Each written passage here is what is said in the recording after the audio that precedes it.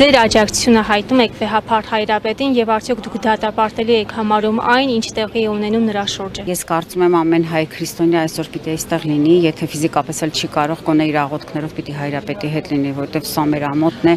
եւ կարծում եմ ի վերջո պիտի արդարությունը հաղթանակի։ Դատապարտելի է դատական այս քաշքշուկի մեջ ներգրավելը Հայրապետին եւ 6 եպիսկոպոսներին, բայց ես լիահույս եմ, որ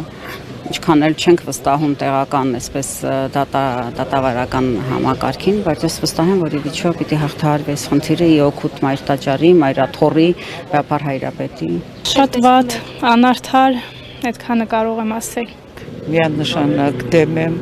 որովհետև հայ ազգը, հայոց պատմությունը առանց եկեղեցի չի գոյատևել, ինչ որ մենք այսօր ունենք, մեր հավատքի շնորհիվ։ Գիտեք ինչ, աղոթքներին այդքան շատ չեմ մասնակցում, ես ինքս իմ մեջ եմ հավատում, մարդու խիղճն է իր հավատքը, տանը մոմերը վառում եմ, աղոթքս կարդում եմ եւ ճանաչում եմ մինչեւ կաթողիկոս դառնալը Գարեգին երկրորդին Եղբորն եմ ճանաչում, իհարկե ես կողմ եմ եւ միանշանակ հայ առաքելական եկեղեցու։ Պիտի հաղթենք։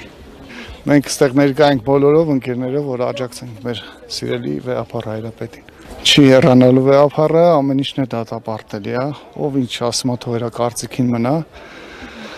Չգիտեմ ինչ ասեմ, ամոթալի է ուղղակի, բայց եկել ենք աջակցենք մեր սիրելի վեհափառի կողքին ենք։ Վեհափառ Հայրապետի